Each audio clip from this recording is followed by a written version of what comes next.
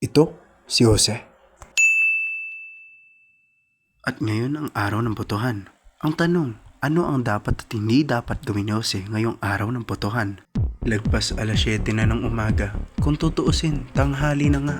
Tulog pa rin si Jose. Yan tuloy, naghihintay siya sa mahabang pila dahil hindi siya gumising na maaga. Sumugod na lang siya sa polling station nang walang ligo o kahanda-handa sa gagawin niya ngayong araw. Nung oras na para siya ay bumoto, hinarangan siya ng guard at wala daw siyang valid ID na dala. Sa sobrang pagmamadali niya, naiwanan niya ang pinaka-importanting bagay na dapat na dinadala. Isang valid ID. Yan tuloy, pinauwi siya ng walang nagawa o naboto. Sayang lang ang oras. Pero ano dapat ang ginawa niya? Umpisahan ulit natin. Ngayon naman, gumising si Jose ng alas 5 ng umaga. Siya ay kumain ng agahan habang kinikilala ang mga kandidato. Siya ay gumayak at siniguradong dala niya lahat ang kailangan niyang dalhin. Pati ang valid ID.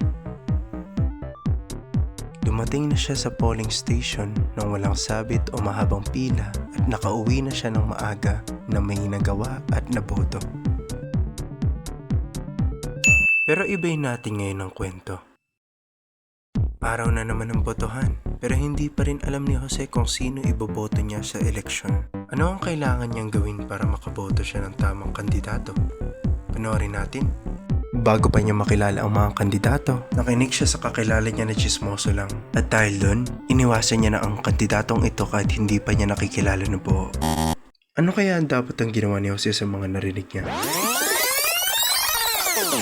Ilang linggo pa bago ang eleksyon at kinilala niya isa-isa ng maigi ang mga kandidato para mas maintindihan niya kung sino ang kandidatong karapat-dapat na manalo sa nalalapit na eleksyon.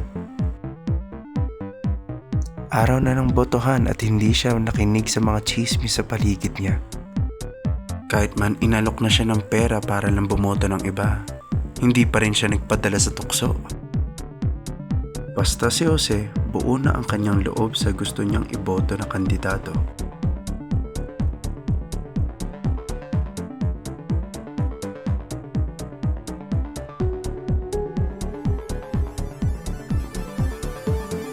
Tularan sana natin si Jose.